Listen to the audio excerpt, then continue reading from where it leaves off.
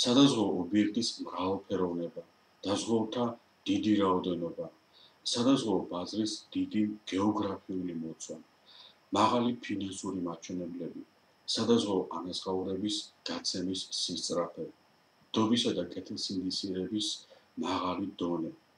ეს წარმოადგენს იმ ფაქტორებს, რომლებიც მეტყველებენ სადაზღვევო ორგანიზაციის სიძლიერეზე, მაგრამ ამავე დროს იგივე გარემოებები შეიძლება გახდეს კარგი ნიადაგი სადაზღვევო ორგანიზაციის მიმართ სხვადასხვა სახის დანაშაულის ჩადენაში, რომელთაგან მიყენებული ზარალის ოდენობით ყველაზე მასშტაბური და პრობლემატური გახლავთ დამზღვევთა მიმართ ჩადენილი სადაზღვევო თაღლითობათა საკითხი. ზოგადად სადაზღვევო თაღლითობა წარმოადგენს მზღვეველის ქონების უკანონო მისაკუთრებას, მოტყუების ან ნდობის ბოროტად გამოყენების მიზნით.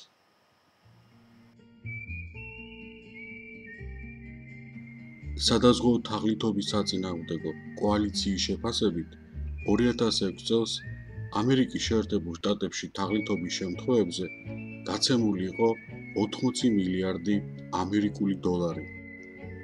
სადაზღვევო ინფორმაციის ინსტიტუტის შეფასებით ამერიკის შეერთებულ შტატებში ქონებისა და უბედური შემთხვევებისაგან დაზღვევის სახეობებში ანაზღაურების 10%, ანუ დაახლოებით 30 მილიარდი ამერიკული დოლარი გაიცემა თაღლითურ შემთხვევებზე. სადაზღვევო თაღლითობის ბიუროს შეფასებით დიდ ბრიტანეთში სადაზღვევო თაღლითობის შემთხვევებზე წლიურად გაიცემა 3 მილიარდი დოლარი.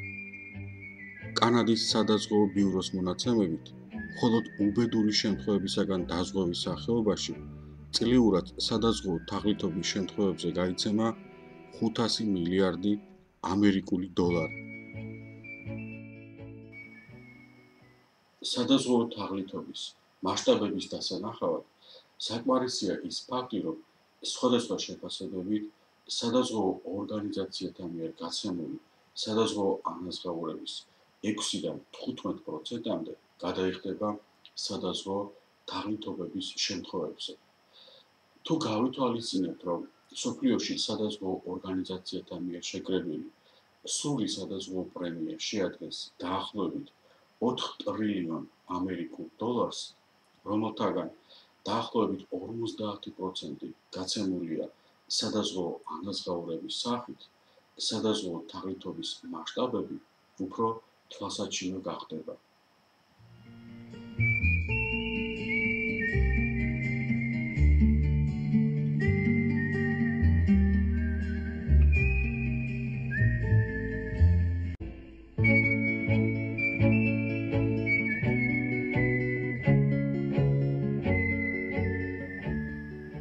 სადაზღვევო თაღლითობა სხვადასხვა ფორმით ვლინდება.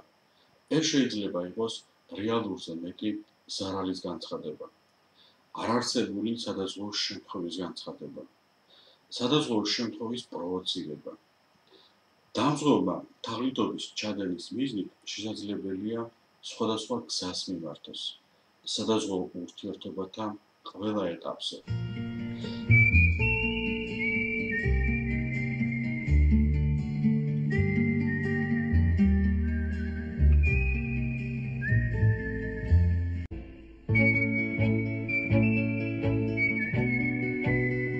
სადაზღვევო თაღლითობა შეიძლება განხორციელდეს სადაზღვევო ხელშეკრულების დადგომამდე. ამ შემთხვევაში დამზღვევი რეალურზე მაღალი სადაზღვევო ღირებულების და შესაბამისად მაღალი სადაზღვევო თანხის განცხადებას აკეთებს. ზარალის დადგომისას დამზღვევი მიიღებს ზარალზე მეტი ოდენობის ანაზღაურებას. დაზღვევა იქცევა უსაფუძვლო გამდიდრების წყაროდ.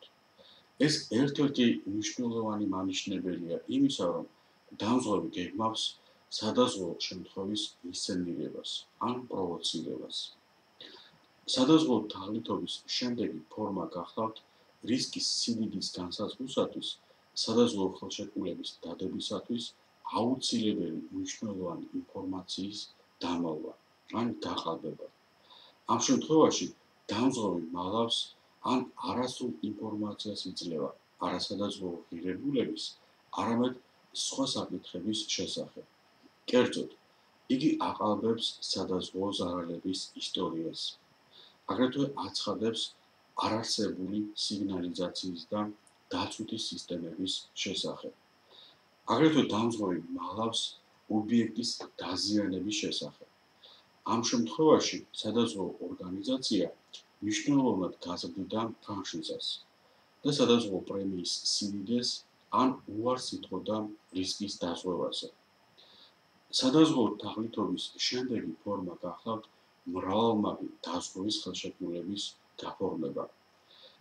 ერთდროულად ერთი და იგივე ობიექტი ერთი და იგივე რისკებისაგან ეზღვევა რამოდენიმე სადაზღვევო ორგანიზაციაში. ეს კიდევ ერთი ნიშანი გახლავთ იმისა, რომ დამზღვევი გეგმავს განაცხადოს სადაზღვევო შემთხვევის დადგომაზე. სადაზღვევო თაღლითობის შემდეგი ფორმა გახლავთ არარსებული ობიექტების დაზღვევა. დამზღვევი ობიექტი არ არსებობს და სადაზღვევო ხელშეკრულება იდება გამოგონილ ობიექტზე. შეიძლება ეს შეეხოს მთლიან ობიექტს, მაგალითად არარსებული აგარაკი შორეულ ტერიტორიაზე, ან ობიექტთა ნაწილს. სადაზღვევო განაცხადში რეალურ ობიექტთან ერთად ფიქსირდება სხვადასხვა ნივთი და სხვადასხვა საგანი. ეს შეიძლება იყოს არარსებული საყოფაცხოვრებო ნივთები, აუდიო სისტემა ავტომობილში, ტვირთის არარსებული ნაწილი და ასე შემდეგ. რომელთა არსებობა შესაძლოა სადაზღვევო ორგანიზაციამ არ გადაამოწმოს, ან გადამოწმების შემთხვევაში დამზღვევმა წარმოადგინოს ნივთები, რომლებზეც მას არ აქვს სადაზღვევო ინტერესი. ეს შეიძლება იყოს ისეთი ნივთები, რომლებიც არის ან ნათხოვარი, ან დაქირავებული ნივთები. სადაზღვევო თაღლითობის შემდეგი ფორმა გახლავთ იმ ობიექტების დაზღვევა, რომელთა მიმართ დამზღვევს არ აქვს სადაზღვევო ინტერესი.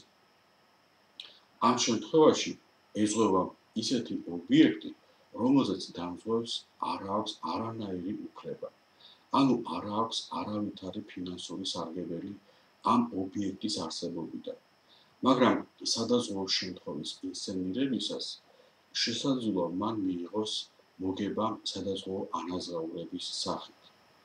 სადაზღვევო თაღლითობის შემდეგი ფორმა გახლავთ სადაზღვევო ხელშეკრულების გაფორმება ზარალის დადგომის შემდეგ. ამ შემთხვევაში ზარალი უკვე დადგა, მაგრამ დამზღვევი აფორმებს დაზიანებული, განადგურებული ან დაკარგული ობიექტის დაზღვევის ხელშეკრულებას, რომ უახლოეს ხანებში განაცხადოს ზარალის დადგომის შესახებ. ბუნებრივია ამ შემთხვევაში პრეტენზიაში ზარალის დადგომის გვიანი თარიღი განცხადდება.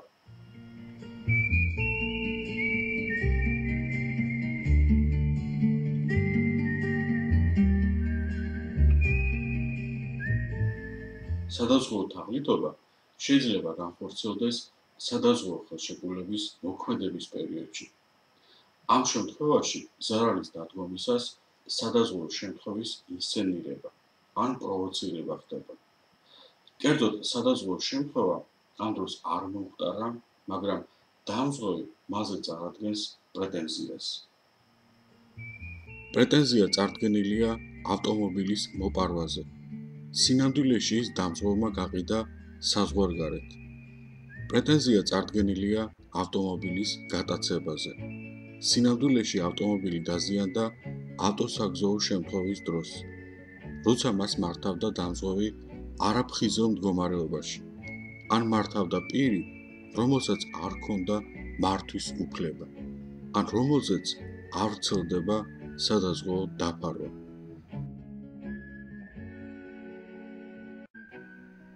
პრეტენზია წარდგენილია სახლის შიგთავსის დაკარგვაზე. სადაზღვევო პოლისი ფარავდა მხოლოდ რისკს ქურდობის გატეხვით, მაგრამ მოხდა ქურდობა გატეხვის გარეშე. დამზღვევი ახდენს სახლის გატეხვის ინსცენირებას. პრეტენზია წარდგენილია სახლის ხანძრით განადგურებაზე. რეალურად ხანძარი გააჩინა დამზღვევმა, რადგან ამ სახლის გაყიდვა განაცხადში დაფიქსირებულ ფასად შეუძლებელია. დამზღვევი აცხადებს, რომ ის ქუჩაში გაძარცვეს. სინამდვილეში მან მიაყენა საკუთარ თავს დაზიანება. დეტექტივების ერთ-ერთი საყვარელი თემა გახლავთ, როდესაც პიროვნება ყიდულობს სიცოცხლის დაზღვევის პოლისს, საკმაოდ მაღალი დაფარვით. და შემდეგ ხდება ამ პიროვნების სიკვდილის ინსცენირება, დაზღვეულის მიერვე, ან მკვლელობა, მოსარგებლის მიერ. სადაზღვევო თაღლითობის შემდეგი ფორმა გახლავთ უმოქმედობა, ზარალის აცილებისა და მინიმიზაციისათვის საჭირო ღონისძიებების გატარების საჭიროებისას. როდესაც დაბალია სადაზღვევო ინტერესი, დამზღვევს სურს ზარალმა გადააჭარბოს ფრანშიზას, სადაზღვევო თანხა აღემატება ობიექტის რეალურ ღირებულებას. დამზღვევი დაინტერესებულია ზარალის დადგომით, მასზე ანაზღაურების მიღების პერსპექტივით და არა მისი აცილება შემცირებით. შესაძლებელია დამზღვევმა ამ დროს არ გამოიძახოს დროულად სახანძრო სამსახურს, არ შეატყობინოს პოლიციას, არ აამოქმედოს დამცავი სისტემები და ასე შემდეგ.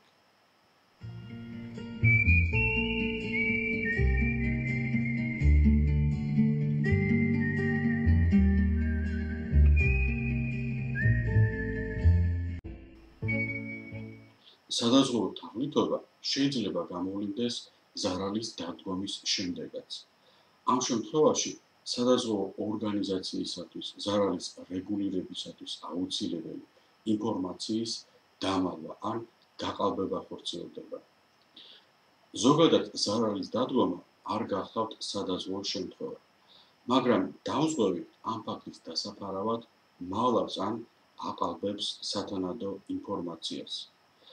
სადაზღვევო თაღლითობის შემდეგი ფორმა გახლავთ ზარალის სიდიდის დაფიქსირება რეალურზე მეტიოდენობით. ამ შემთხვევაში ზარალის სიდიდი ფიქსირდება ფრანშიზაზე მეტიოდენობით, ანუ რეალურ ზარალზე მნიშვნელოვნად მეტიოდენობით. ყველა ეტაპზე შესაძლებელია არაკეთილსინდისიერმა დამზღვევმა სადაზღვევო ორგანიზაციას წარუდგინოს გაყალბებული დოკუმენტაცია. სადაზღვევო თაღლითობის ფაქტი შეიძლება ზემოაღნიშნულთაგან ერთი სახით გამოვლინდეს, ხოლო თუ თაღლითობა წინასწარ და პროფესიონალურად არის დაგეგმილი, ის როგორც წესი ზემოაღნიშნული საშუალებების კომბინაციას წარმოადგენს. სადაზღვევო თაღლითობა შესაძლოა ერთი დამზღვევის ქმედება იყოს, ან განხორციელდეს ორგანიზებული დანაშაულებრივი ჯგუფის მიერ. თაღლითობის თითეული მცდელობა დამზღვევის მხრიდან გარდა სადაზღვევო ორგანიზაციის მოტყუებისა გულისხმობს სხვადასხვა პირების და ორგანიზაციების მოტყუებას, ან მათთან დანაშაულებრივი კავშირების დამყარებას. დამზღვევს თაღლითური გზით სადაზღვევო ანაზღაურების მისაღებად ყოველთვის სჭირდება ყიდვა-გაყიდვის, ექსპერტიზის, ზარალების შეფასების, სადაზღვევო შემთხვევის გარემოებებისა და სხვა ფაქტების დამადასტურებელი გაყალბებული დოკუმენტაცია და ცრუჩვენებები.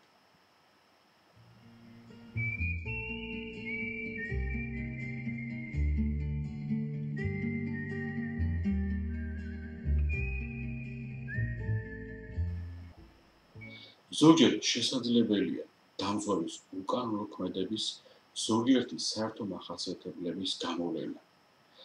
საეჭვოდ შეიძლება ჩაითვალოს შემდეგი ნიშნები. კერძოდ, პრეტენზიის წარდგენა ხდება სადაზღვევო ხელშეკრულების გაფორმებიდან, ან მის დასრულებამდე ძალიან მოკლე პერიოდში. ან ზარალი დგება სადაზღვევო თანხის გაზრდიდან მოკლე პერიოდში. სხვადასხვა საეჭვო შემთხვევებზე ცნობები გაცემულია ერთი და იგივე ექსპერტის.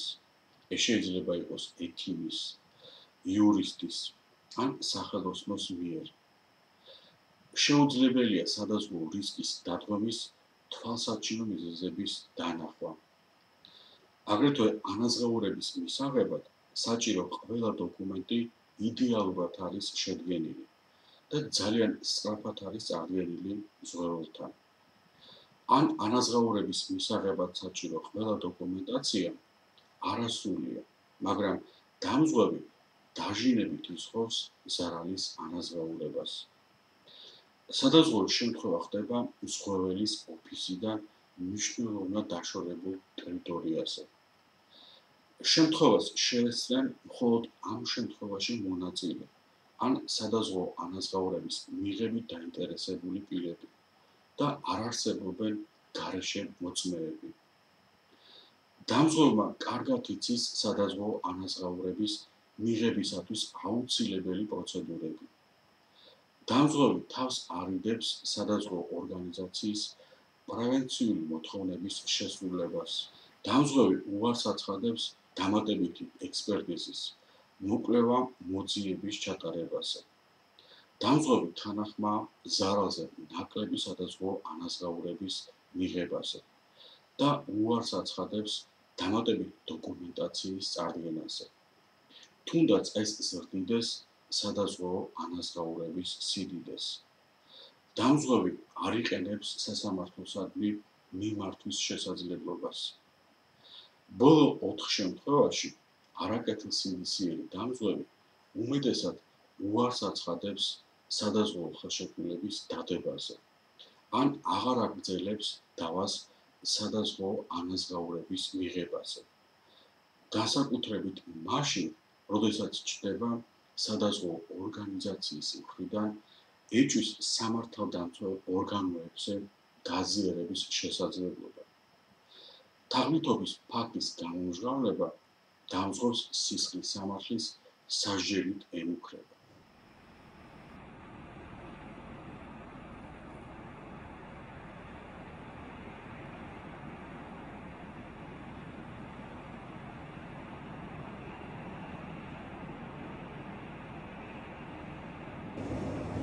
Once the scene is secure, detectives, like I said, from multiple agencies will move in and do their investigation and interviews, and like I said, hopefully arrests are made. There may be some seizure of property. Go from there. Today marks the end of a 13-month investigation that started quite small and then quickly grew to something very large, as you can see by the participation of local, state, federal agencies, the private industry through the insurance companies, and has culminated in the arrest of 12 individuals every year. And you look at what you're paying insurance for on cars. The reason some of the rates are what they are is because these insurance companies are defrauded of millions and millions of dollars each and every year through activity like this.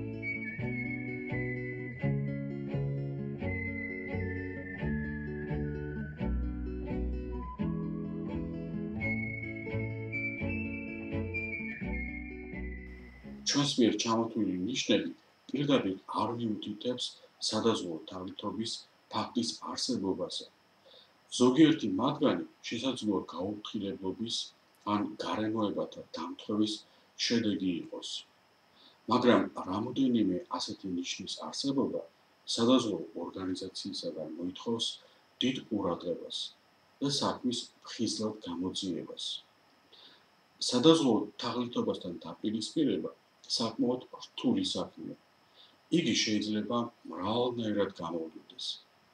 იგი შეიძლება განპირობებული იყოს თავად სადაზღვევო ორგანიზაციის მიერ, მისი წარმომადგენლების, მისი თანამშრომლების მიერ.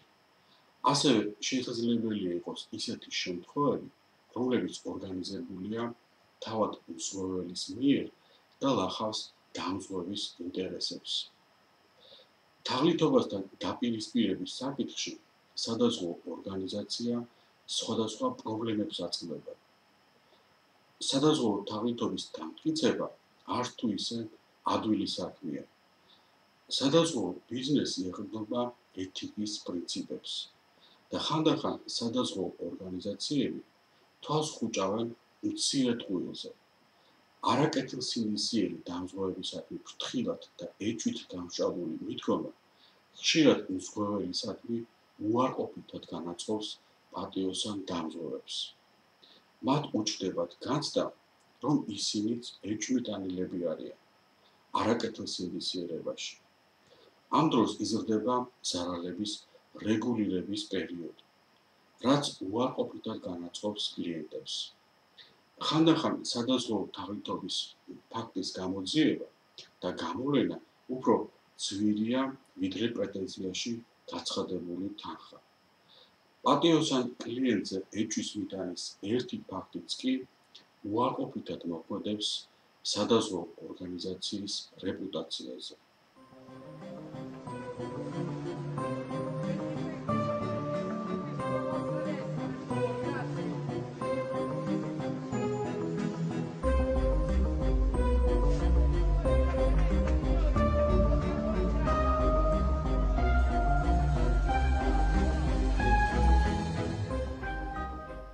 სადაზღვევო ორგანიზაციამ არ უნდა დაუშვას სადაზღვევო თაღლითობის ფაქტები. უნდა ეცადოს მათი რაოდენობის და გაცემული თანხების შემცირებას. დამზღვევის მიერ თაღლითობის ფაქტის რეალიზაცია ხდება უკანონო გზით, სადაზღვევო ანაზღაურების მიღების შემთხვევაში. ბუნებრივია სადაზღვევო ორგანიზაცია არ უნდა ელოდოს უკანონო პრეტენზიის წარდგენას. თაღლითობის შესაძლებლობის გამორიცხვა და მასთან დაპირისპირება იწყება underwriting-ის პროცესში და სისტემატურად ტარდება სადაზღვევო ხელშეკრულების მოქმედების პერიოდშიც, რაც მნიშვნელოვნად ამცირებს შეცდომების რაოდენობას და აადვილებს უკანონო პრეტენზიების პრობლემის გადაჭრას. ცუდი რისკების და უსაფუძვლო ზარალების ანაზღაურების თავიდან აცილების გარკვეული გზები გახლავთ underwriting-ის პროცესში დამზღვევის, ობიექტის, სადაზღვევო ისტორიის, ზარალების ისტორიის შესწავლა. აგრეთვე აუცილებელი და დამატებითი პრევენციული და დამცავი ღონისძიებების შესრულების მოთხოვნა დამზღვევისაგან. საინფორმაციო სტატისტიკური მონაცემების ანალიზი, ობიექტის დათვალიერება, დამზღვევის მიერ განცხადებული მონაცემების რეალობასთან შესაბამისობის შემოწმება, რისკის შეფასებისა და მიღების მკაცრი ინსტრუქციების, სტანდარტების, კრიტერიუმების შემუშავება, პროფესიონალ ორგანიზაციებთან თანამშრომლობა, როგორიც გახლავთ სადაზღვევო ბროკერები, სადაზღვევო სააგენტოები, სურვეიერები.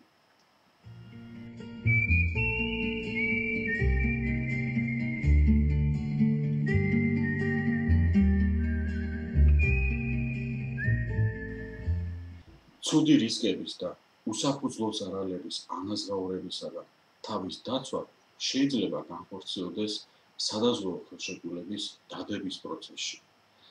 კერძოდ ამ დროს ხორციელდება სადაზღვევო დაფარვის, სადაზღვევო პროდუქტის ყველა მახასიათებლის, სადაზღვევო ტერმინოლოგიის მკაცრად და გასაგებად, ცალსახოვნად განსაზღვრა.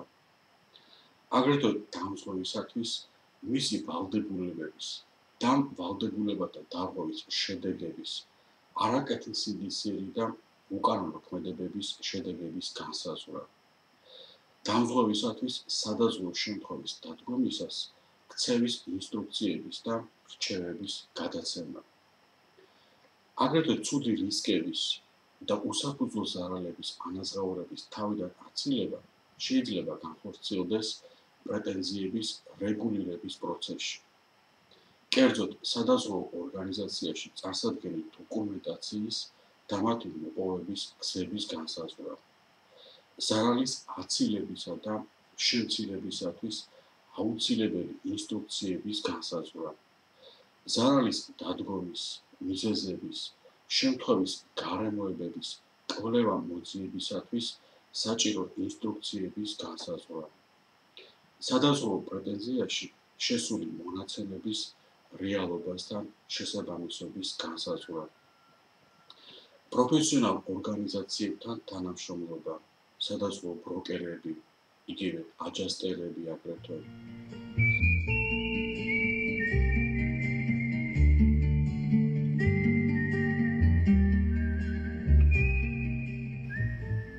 ცუდი რისკების და უსაფუძვლო ზარალების ანაზღაურებისაგან თავის დაცვა შეიძლება განხორციელდეს აგრეთვე ყველა ეტაპზე. იგი გულისხმობს შემდეგ გარემოებებს. ეს არის პროფესიონალიზმისა და ეთიკის მოთხოვნების დაცვა, სადაზღვევო ორგანიზაციის პოლიტიკის დაცვა, თანამშრომლობა სხვა სადაზღვევო ორგანიზაციებთან, თანამშრომლობა სპეციალიზებულ საინფორმაციო, საკონსულტაციო, საექსპერტო და ანალიტიკურ ორგანიზაციებთან, თანამშრომლობა იურიდიულ და საგამომძიებო ორგანიზაციებთან, თანამშრომლობა აგრეთვე სახელმწიფო ორგანოებთან, პროფესიონალი თანამშრომლების მოზიდვა, სადაზღვევო ორგანიზაციის მართვის ეფექტური მეთოდების გამოყენება, სადაზღვევო პროცესების ოპტიმალურად ორგანიზება, საკუთარი სტატისტიკური საინფორმაციო ბაზების შექმნა, საერთო და სპეციალიზირებული ბაზებით სარგებლობა.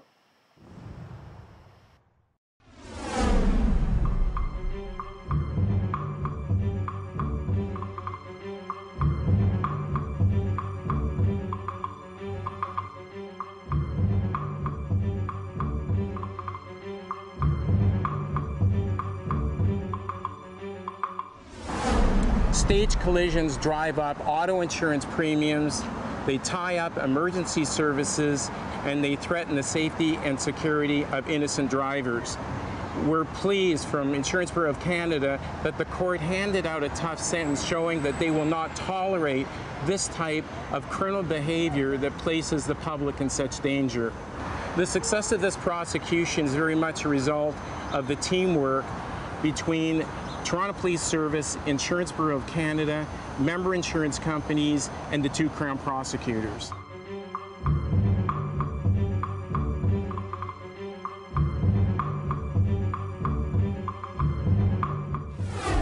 Most of this involves organized crime. Most of these are fairly structured rings that involve multiple individuals.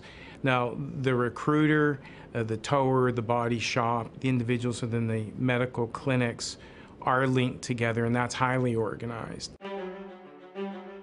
The recruiter is the person who's going to set up the stage collision all the way through into the medical clinic. They first go out and they recruit 3 or 4 participants that are going to sit in a vehicle and stage the collision. The vehicle is usually an older vehicle or a salvaged or even a rental vehicle. The tower is usually right at the scene of the accident and takes the vehicle to a particular body shop. At the body shop, this is where they'll cause additional damage and they'll bill for fraudulent repairs. Then these individuals are directed by the recruiter to go to the medical clinic or the rehab facility claiming that they have soft tissue injury and complete accident benefit forms in the form of housekeeping, caregiving, income replacement, assessment and treatment plans, possibly with the assistance of a paralegal. And these are forwarded to the insurers for payment. While all this is going on, the recruiter is receiving kickbacks from the medical rehab, as much as $2,000 per person that's sent there for alleged treatment. And they're getting a kickback from the body shop, maybe up to 15% of any bill out, and they're getting a kickback possibly from the tower as well. There are different types of staged collisions that we've identified. One is called the swoop and squat, and what that is 2 vehicles intending to cause a stage collision. The first vehicle pulls in front of the second vehicle and slams on their brakes. Second vehicle hits their brakes. The innocent driver behind can't avoid the accident and rear ends the vehicle ahead. The idea is for the people who are intending to cause the collision to make the innocent driver look at fault. The other type is what we call a drive down, where they wave you to pull out of a parking spot, and as you pull out, they intentionally drive into you. And the third one is a bullet type left turn situation where you're being waved on by the driver that wants to cause the stage collision, so you proceed, and as soon as you pull in front of them, they slam on the gas and drive into